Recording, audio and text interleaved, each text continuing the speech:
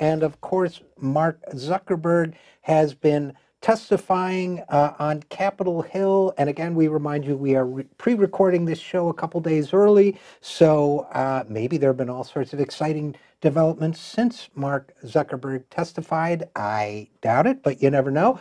Our next guest returns to the program. I'm always impressed when people are willing to come back. She writes about the internet and other social issues as well. Moira Weigel is a postdoctoral scholar at the Harvard Society of Fellows. She is the author of a book entitled Labor of Love, The Invention of Dating, and she is also a founding editor of Logic magazine, which I believe deals exclusively with new technology in society, and but she'll correct me if I'm wrong. And she joins us now. So first of all, Moira, thank you for coming back on the program. Sure, I'm glad to come on. Glad to be back. And did I characterize Logic correctly? Yeah, you did. Logic is a new magazine about technology. We publish 3 times a year and sometimes do special book projects.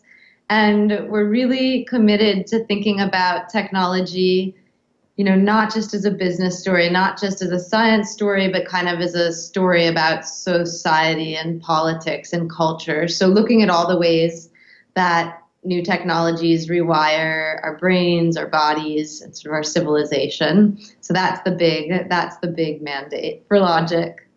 You know, Tyler Cowen, the economist, who I have sparred with on occasion, tweeted that I suppose it was an attack on critics of someone like Zuckerberg, and he said, just substitute the word Facebook with the words printing press and see if your argument makes sense, which to me makes no sense at all because, first of all, the printing press was not controlled by one individual for the foreseeable future, so that one individual could control everything that everybody sees. But secondly, as you said in your description of Logic magazine, it's not rewiring our social interactions or our neurology either. So that makes a lot of sense to me. And you wrote, along those lines, you wrote a piece that I thought was really, really interesting for Logic that I think just came out called The Internet of Women. And I would, rather than summarize it and do a poor job, maybe you can just briefly tell us what the thesis is of that piece.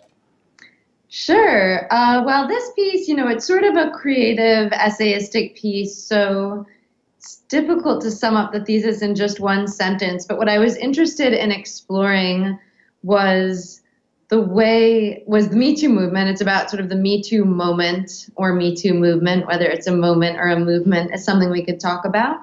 And the way that it's structured by online platforms, so by Twitter and Facebook, also in different ways by Google tools like Google Docs. So I was interested in thinking about it from a slightly more bird's eye view or structural perspective, although there are elements of it that are more autobiographical or memoiristic as well. This issue of Logic that it's out in, which is the brand new issue, the official pub date is on Saturday, has the theme scale. So we were also interested in exploring how websites, how platforms make certain social problems visible, exacerbate them, or can ameliorate them because of software's ability to scale. So that was sort of the really broad framework in which I was looking at it. Well, and you also, I mean, yeah, I agree that there were, you know, multiple themes running around there and a Nietzsche reference that I would never have had the nerve to make, but you did, and good for you. But you know, one of the main threads in it, I think, was the notion that the internet is giving us all, men and women alike, is amplifying, bringing out certain characteristics that have been traditionally characterized as feminine. In other words, that it makes us all self-conscious about, well, you know what I'm getting at. I hate to bring a writer on and paraphrase her work when she's sitting right there. But you get what I'm driving at. And is that, first of all, is that an accurate interpretation? Yeah, sort of two big themes I was especially keen to explore in the essay had to do with one, sort of the first thing you touched on, this idea that platforms and social media in particular make patterns and structure visible. So, I think of the famous Carol Hainish feminist slogan, "The personal is political." I sometimes think that social media are almost like vast machines for showing how political the personal is. A site like Facebook elicits us to put in information about our personal lives constantly and then analyzes that information for patterns. So there's this way in which I think social media, in a good way, have made certain kinds of structural oppression or certain kinds of social problems visible at a structural level. And then the other sort of connection between the internet and women or femininity that I wanted to explore is what you just alluded to, which is where it all fits in what economists have often called the feminization of the economy. So how these same websites that have been very useful tools for feminist activism in some respects are also implicated in making lots of different kinds of work precarious. I would say lots of kinds of workers, therefore more vulnerable to sexual harassment, and have particularly done that with respect to the media industry, where a lot of Me Too coverage, when I was writing a couple months ago, was focused. So I'm thinking, of course, of the Media Men list, that Google Doc that circulated last fall and caused quite an uproar, was covered by the Harper's cover story by Kate Royfee, but also, there were dozens of stories. It seemed stories breaking constantly about how women who worked in traditional media, in particular, had been mistreated.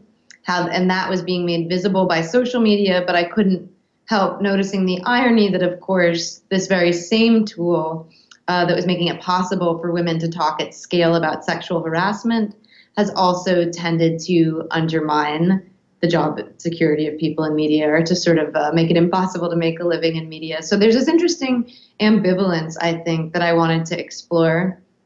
And, you also have in that ambivalence the fact that the media, while allowing the scaling of something like the Me Too movement, also allows the scaling of the objectification of women, and to levels, whether it's doxing or the reliefs of personal photos, or just what seems to be an increased emphasis in certain corners of the internet on appearance. So, it's interesting. You said, one of the things that the internet does is makes us realize that the personal is political. For me personally, and I want to go back to the Internet of Women theme, but it's connected. It's also made me realize to what extent the political is personal. Just in my own interactions, sometimes when I'm on Twitter or whatever, I may make a point on Twitter and nobody pays attention to it, and then a week later someone else makes a point and it gets 100,000 retweets, and I feel like I'm back in high school thinking, why do they like him and not me? There's that sort of when really, if I wake up in the morning and say, well, I just use social media to convey political messages that I think are important, but it is a machine for getting your feelings hurt too. At least maybe I'm too sensitive, but do you know at all what I'm talking about? Oh, certainly. I mean, I think there's a lot in what you said that resonates for me. I think that when we think also of how the internet, as we experience it, has migrated increasingly from being, from the sort of 1990s cyberspace idea, this idea of a space apart that's virtual, that you can sort of enter through your desktop computer, to being, to being something you access through your mobile phone, something that's on you. I think the phenomenology of these devices mean that we experience our online interactions very intimately. We live very close to them. In a literal way, our movements, all sorts of aspects of our daily lives are being tracked constantly by the computers that we carry on our persons and in our pockets. So I think both because of the kind of content that social media elicit from us, and because of the form, the way that they're woven into our lives, I think it's inevitable that we experience the kinds of interactions you're describing sort of emotionally and personally. And certainly these social networks use political preferences or political ideas to sort us, into supposedly like categories, into networks of like-minded people. I think the technical term would be homophily, but they group us in a personal and social way based on expressed political views, likes and dislikes. So I think what you're saying makes perfect sense. Yeah, that's really interesting. But what it also does when it does that is it counterposes us, as particularly if you're trying to communicate, if you're using it as a medium of communication. And frankly, with the work I'm in, I'm trying to generate, some sort of attention for what I do, and that's the only reason why I go on social media. So by doing that, it also puts me on the same frequency, if you will, as people who are similar but not the same, and whose messages may, in terms of total reaction, resonate more. And then I find myself like looking for someone to say to me, well, you're more subtle and complex and a deeper thinker. That's not the medium for it. Well, that's what my mom used to say to me in high school when I'd complain about not being more popular. So I guess, I'm not trying to make this my psychotherapy session, but I guess I think there's something to be looked at in social media about what it might be a homophily with people who are not entirely like us, but similar enough that the differences become painful. Interesting. Yeah, do you get what I'm driving at? Well, it's interesting because I think another important theme that's implicit in what you're saying has to do with the ways that these media, how to put it, we've all absorbed a certain idea about the public sphere and the idea that these networks are democratic and that part of the advantage they provide is that they let everyone or anyone share their point of view. I think there's a strong set of ideas that goes back to the 1960s Bay Area counterculture that connects sort of personal computing, computer networking, these sort of democratic horizontalist ideals that, a website with Facebook, like Facebook, will do away with hierarchy. Indeed, in his testimony before Congress yesterday, Zuckerberg repeatedly used or referred to this trope of giving everyone a voice or creating tools that would let more people express themselves. I feel as if what you're describing captures what happens when that democratic ideal, this sort of fantasy that computer networks that we access through sites owned by these giant monopolies would set everyone on an equal plane. What you're describing is the feeling we have when that ideal perhaps runs up against the disappointments of reality, where, of course, a lot of how information travels on Twitter, for instance, has to do with how it passes through nodes of people who have huge audiences. Everyone can be a broadcaster now, but it doesn't mean that everyone is going to get listened to at the same rate. It doesn't do away with other kinds of power differences, institutional differences that exist in the world. But I think the whole idea of these websites, the way Jack Dorsey's often talked about Twitter as a public sphere, being like a street that anyone can go onto and say their opinions, has promoted this idea that anyone could share their views, that everyone has an equal opportunity to do so. So I think when we run up against the reality that that may not be the case, it can feel painful. Yeah, and I think that it also points to the fact that what began as an egalitarian ideal with the internet, we had a lot of, we've explored on this program the origins of the internet a lot. We've had, people like Jaron Lanier on, who's a friend of mine who's been a big part of the early days when everybody said those things, everybody's going to have a voice, and believed them. I think a lot of people believe them. We've had Yasha Levine on talking about the military and the intelligence community's role in propagating the internet. But so there's always been, the internet has always had this double life of, hippie idealism and then this sort of military surveillance layer underneath it.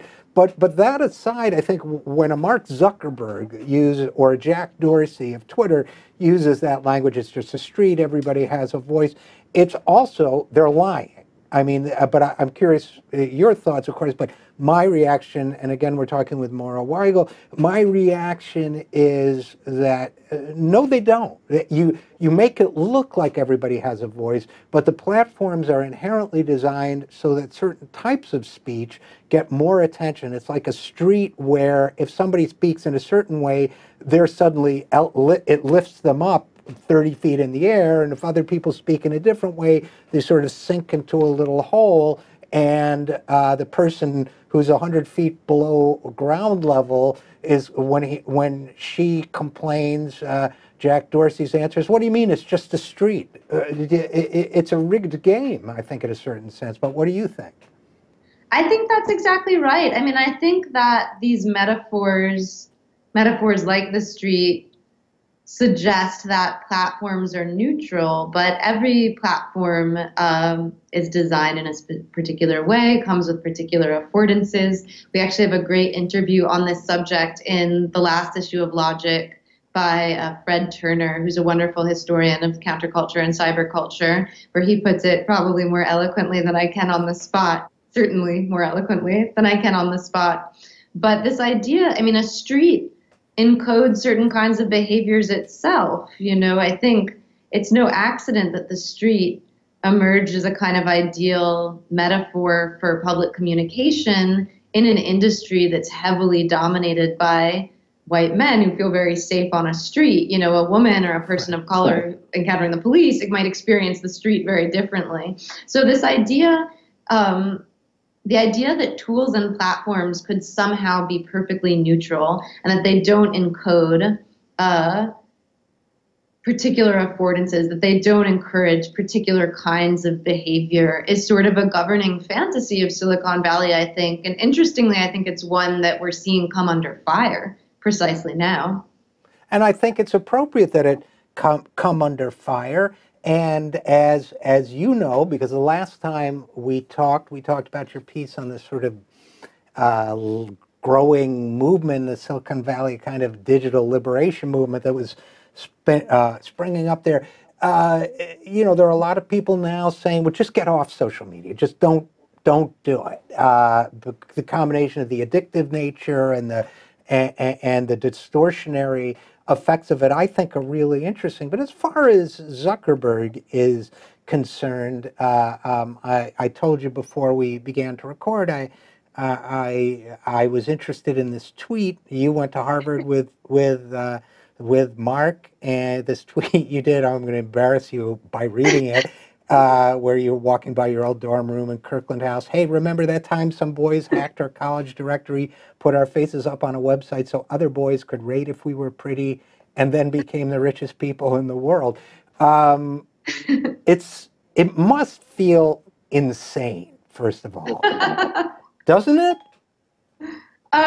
Sure. I mean, I always remember, for whatever reason, the specific memory I always have must have been my first year in grad school. I was at the Bibliothèque Nationale in France doing research, and I just have this memory of looking out over the research room and seeing that a huge percentage, it felt like everyone in the research room was on Facebook, and thinking, you know, isn't it crazy that that's that thing that those kids in our dorm made up?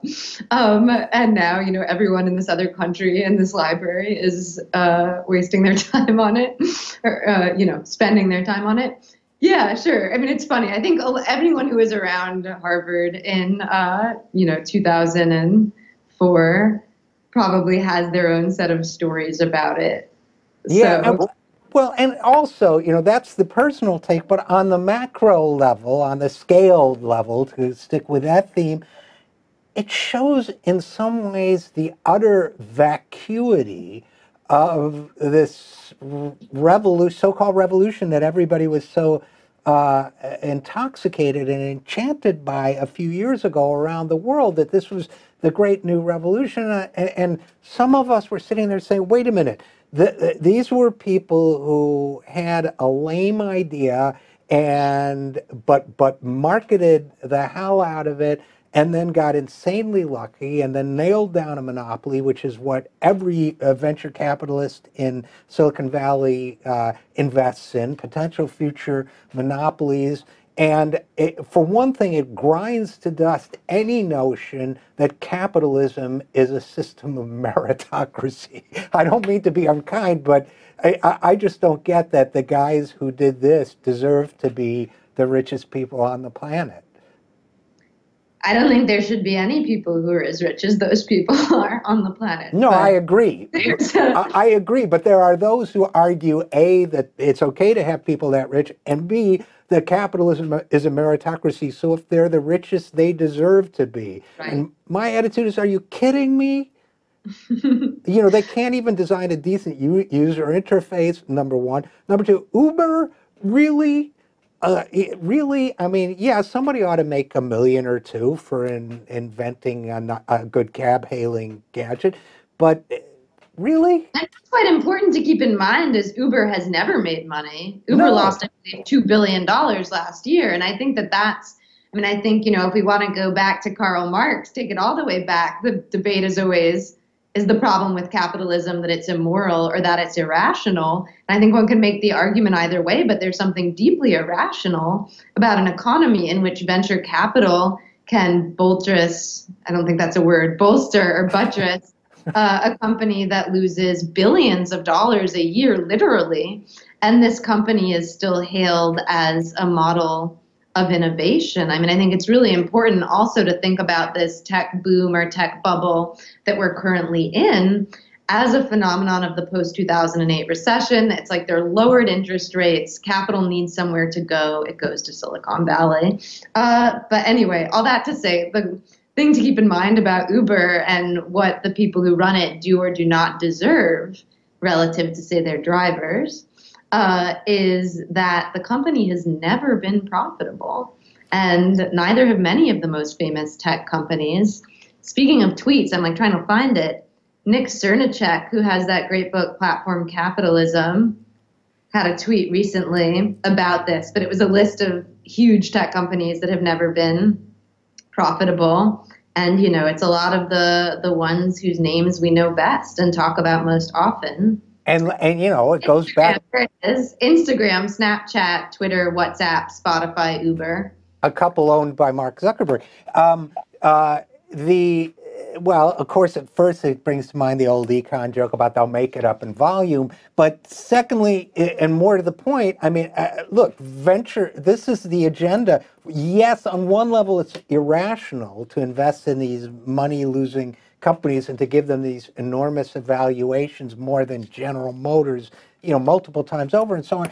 But on another level, you could say they're betting on the future monopolies because they know we have a government that no longer resists monopolies. So they think, okay, yeah, Uber's losing $2 billion now, but once we drive all the taxi companies out of business, once we drive Lyft to the margins, it might take us a few more years, but hell, we got all the money in the world. Once we do that, then they're going to do what they did. You remember, Moira Weigel, you remember that terror, they thought it was a terror incident in Sydney, Australia, where Uber suddenly jacked up the price of a ride to get away from this shooting incident at a coffee shop, so it was going to cost $100 to go a mile. Because that's how surge pricing works. To me, that was, it was a PR disaster. They backed off it, supposedly altered their algorithm. But to me, that's a glimpse of the future. They're betting on a future where once they've eliminated all competition, it's going to cost you $100 to go a mile. If you don't have it, walk. So I guess on another level, it's a monopoly play, too. I guess that's my long-winded way of saying it. What do you think? Gosh, I thought we were only going to talk about mildly depressing things like sexual harassment. No, I think that I've been thinking a lot about tech feudalism and our sort of neo-medieval future. It feels like one of the very possible futures at the present in which we pledge all of our data and will owe our fealty to one or another of these massive, massive tech monopolies. And I think you're right. I mean, that is the bet venture capital is making when they continue to pour billions of dollars into a profit-losing company. I guess profit-losing isn't the right phrase, in a non-profitable company like Uber. Yeah, and so, and now I feel bad that we got off the topic of... No. I mean, to bring it back to feminization, I think that the way that term is sometimes used is in a literal way to mean that more women are doing more kinds of jobs than they used to in the economy, or that women haven't been hurt by unemployment, rising unemployment since the recession, the same rate as men, et cetera, et cetera. But I think also a key part of that concept of feminization that I wanted to get into in my logic piece is this idea that all work will take on the properties that were traditionally attributed to women's work, which is to say that it is not valued, not paid, or paid and valued very low at a very low level, that it's precarious, that the individual has to manage all these different tasks, taking in sewing work while taking care of the kids or whatever it is, and that's this kind of contingent piecework feels like one very possible future for everyone's life, sort of in this monopolistic dystopia that you're describing. So I think it is tied back to that theme of feminization and sort of becoming precarious at work. It's a sense that all workers, or a vast majority, growing majority of workers, are now in a position that historically has been associated with women as disadvantaged people in the labor force. Yeah, I think that thesis, which was very present in your logic piece, is really intriguing and talk about depressing, but very intriguing one, because it basically says, look, women's work has existed on the margins of the economy for centuries, and that whether it was the work in the home that wasn't recognized as labor, and obviously there's been great feminist scholarship on the topic of home labor, but has not historically been recognized as labor, whether it's piecework. There's a black humor piece about the tragic Triangle Shirtwaist Factory, pitching the Triangle Shirtwaist Factory as sharing economy, opportunity to make extra money, but that women have been relegated to piecework, to off-the-books payment for childcare or what have you, undervalued, underpaid, insecure, precarious, as you say, and that basically, it's another way of talking about, to mention the economist Tyler Cowen again, he predicts with, no perceptible sense of, real lamentation that 85% of the workforce will just be marginalized and won't do much of anything in the future economy. That's kind of the Silicon Valley vision of the future. And to me, yours was another way of expressing that as well. Yeah, welcome to the world of women since time immemorial. Right. Well, I think two things in response to that. I mean, as a leftist feminist, I have to insist that women's work has appeared marginal historically, but women's work is in fact the basis of everything. Women make new humans. Women raise new humans. Women take care of all workers historically, so that at the end of the day, they can eat and sleep and return with their labor power restored. But I think what's really important is that capitalism historically has produced this misperception that what women do is not work, and that all those activities I've just described do not have an economic value and therefore can be appropriated for free or cheap. So it feels really powerful to me as a feminist, but also as someone thinking about technology, about sort of the Marxist feminist tradition, or the feminist tradition that we're talking about now, is that it illuminates how capitalism depends on work that is devalued and not acknowledged to run at all. There's my friend, the feminist writer Laurie Penny, has this line where she says, if women stop doing everything they do for free because they're afraid that, or what is it, because they don't want people to hate us, you could have the world on its knees within 2 days. If you stopped feeding and washing and taking care of kids and smiling and all those things. So I think that, but the tech economy also enlists everyone in doing things for either free or cheap that it devalues. So, I think it's an interesting question with social media.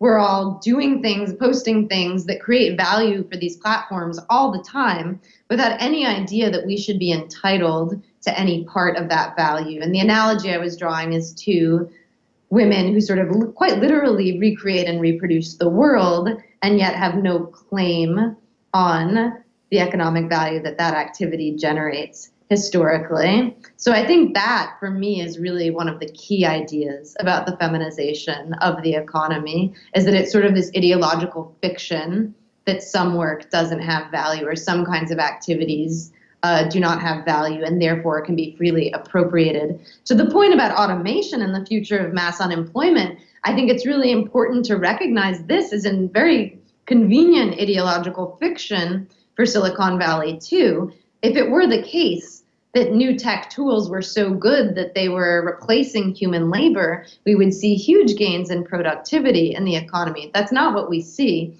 What we've seen is the redefinition of jobs that used to be full-time jobs, jobs with benefits, salaried jobs, as contingent jobs without benefits. And that's not a question of how good the technology is. That's a question of political power. So I think it's really important for us to be skeptical and remain skeptical about this narrative that folks like Tyler Cohen and Silicon Valley leaders, many of them, have pushed, that this future of automation where many people will be redundant is inevitable.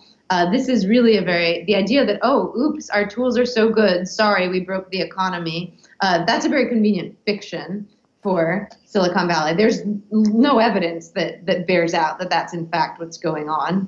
No, but if you want to amplify and maintain enormous inequality of wealth, it's the fiction you want.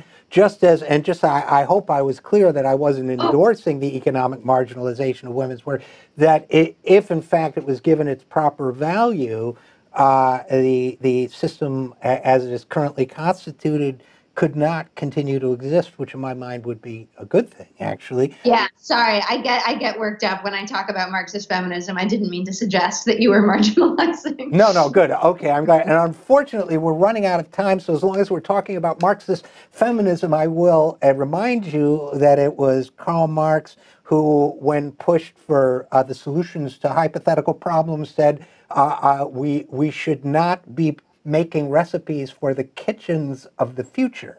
But I would argue that we are in one of those kitchens of the future now, and it is time to make it clear that if we're going to cook for other people, we're going to get paid for it. So Moira Weigel, author of Labor of Love, editor at Logic Magazine, thanks for writing such a thought-provoking piece, and thanks for coming back on the program. Thanks for reading it, and thanks for having me on.